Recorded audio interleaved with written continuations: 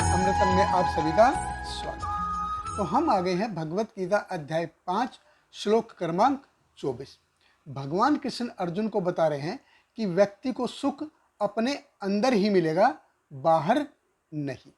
तो भगवत गीता अध्याय 5 श्लोक क्रमांक 24 भगवान कृष्ण कहते हैं, यह अंत सुख अंतर आराम तथा अंत ज्योति एव यः स योगी ब्रह्म निर्वाणम ब्रह्मभूत अधिगच्छति। भगवान कृष्ण कहते कि जो अंतकरण में सुख का अनुभव करता है, जो कर्मठ है और अंतकरण में ही रमण करता है तथा जिसका लक्ष्य अंतर्मुखी होता है, वह सचमुच पूर्ण योगी है। वह पर ब्रह्म में मुक्ति पाता है और अंततो गत्वा ब्रह्म को प्राप्त होता है। देखिए, हम देखते हैं कि भगवान कृष्ण कह रहे हैं कि जो भी व्यक्ति शारीरिक मोह और द्वंद्व रूपी सुख दुख से ऊपर उठ के अपने अंतपुर में आध्यात्मिक सुख की अनुभूति करने का प्रयास करता है और जो उसको प्राप्त करता है, वो सही में अपने आप को पहचान गया है। हम इस भौतिक जगत में इंद्रिय भोग और मनोभोग को लेकर के नीरस मैटर से रस पूर्ण जीवन लेना चाहते हैं। श्रीमद् भागवतम में प्रहलाद महाराज बहुत सुंदर तरीके से बताते हैं कि ये भौतिक जो जगत है, ये जड़ पदार्थ से बना है और इसमें आनंद लेना ये ऐसे ही है जैसे च्युइंगम को चबाना। इस भौतिक जगत में आनंद लेना ऐसा है जैसे च्युइंगम चबाना, च्युइंगम चबाने के समान। अब च्युइंगम में 2 मिनट तक सिर्फ रस आता है, उसके बाद चाऊ चाऊ चाऊ चाऊ यही होता है, सिर्फ 2 मिनट तक रस आता है।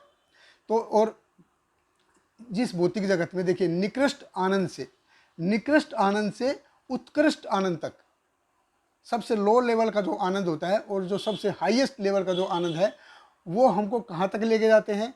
सिर्फ चाऊ चाऊ चाऊ चाऊ की स्थिति तक ही लेके जाते हैं। इसी अध्याय के 22वें श्लोक में भी जैसे हमने देखा था, आदि अंतवंत कौनते न तेषु रमते बुध, कि बुद्धिमान व्यक्ति कौन है? ये जो जिस सुख का शुरुआत है और अंत है, बुद्धिमान व्यक्ति इसमें इंटरेस्ट नहीं दिखाता, इसमें रुचि नहीं दिखाता। तो इसका मतलब क्या है? हमको आनंद नहीं लेना चाहिए, हमको आनंद प्राप्त करने की इच्छा नहीं होनी चाहिए। नहीं, आनंद है। जैसे हमारा अस्तित्व है, ऐसे ही हैप्पीनेस भी गारंटेड है। ऐसी हैप्पीनेस है, ऐसा नहीं कि हैप्पीनेस नहीं है। देखिए, जैसे माँ पिताजी हैं, वो बच्चे को जन्म देते हैं, तो क्या उसका खाने पीने का लेखा जोखा नहीं रखते? क्या वो उसकी बेसिक ज़रूरतें हैं, उनका ध्यान नहीं रखते हैं? उसी प्रकार भगवान ने हमारा निर्माण किया है, तो उसमें हमारे आनंद का कोटा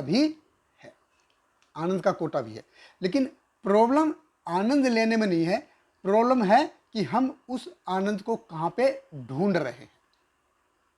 आनंद लेने में प्रॉब्लम नहीं है, हम निरानंद में उस आनंद को ढूंढ रहे हैं। देखिए, क्योंकि यह भौतिक जगत का आदि है और अंत है, शुरुआत है और अंत है, तो सारी चीज़ों का शुरुआत है और सारी चीज़ों का अंत भी है। अभी अच्छे से अच्छा रिलेशन कोई भी है, अच्छे से अच्छा व्यक्ति, अच्छे से अच्छी हमारी स्थिति, अच्छे से अच्छी हमारी परिस्थिति, अच्छे से अच्छी हमारी खुशी, वो सारा एक दिन जाएगा। ऐसे ही बुरे से बुरा हमारी स्थिति, बुरे से बुरी हमारी परिस्थिति, बुरे से बुरा हमारे रिलेशन, कैसा भी कुछ भी हो, वो सारा एक दिन जाएगा। इन सब का एक अंत होना है। तो बुरे से बुरा हो या अच्छे से अच्छा हो, उन सब का एक अंत होना है। ये भौतिक जगत क्या है? भूतवा भूतवा प्रलीयते, ये आएगा जाएगा। यहाँ पे सिर्फ क्या परमानेंट है? एक बदलाव है जो कि परमानेंट है। तो यहाँ पे सुख ढूंढना, यहाँ पे सुख की कामना करना, सुख की इच्छा करना एक मूर्खतापूर्ण है। जैसे वो कहावत आपने कहानी सुनी होगी, रानी का हार ढूंढने का, ऐसे के बराबर है। जैसे रानी का हार एक पक्षी लेके चला गया और राजा ने घोषणा कर दी, जो भी हार ढूंढ के लाएगा उसको ज़्यादा इनाम दिया जाएगा। और वो पक्षी उस हार को ले जाके तालाब के किनारे एक पेड़ पे छोड़ देता है। तो सारे के सारे सैनिक हैं वो दौड़ते हैं चारों तरफ, और जब वो देखते हैं कि तालाब में उस हार की परछाई दिखाई देती है, तो वो सारे के सारे पानी में कूद पड़ते हैं और पानी गंदा हो जाता है, और जो हार की जो परछाई थी फिर वो दिखाई नहीं देती। फिर वो बाहर आते हैं, जैसे पानी शांत होता है फिर से उनको परछाई दिखाई देती हार की, वो फिर पानी में कूदते हैं और पानी को गंदा कर देते हैं, और हार की जो परछाई थी वो दिखती नहीं है। तो हार उधर है नहीं, लेकिन वो उसको उस जगह पे ढूंढ रहे हैं। ऐसे ही हम हैं, हम सुख को कहाँ ढूंढ रहे हैं?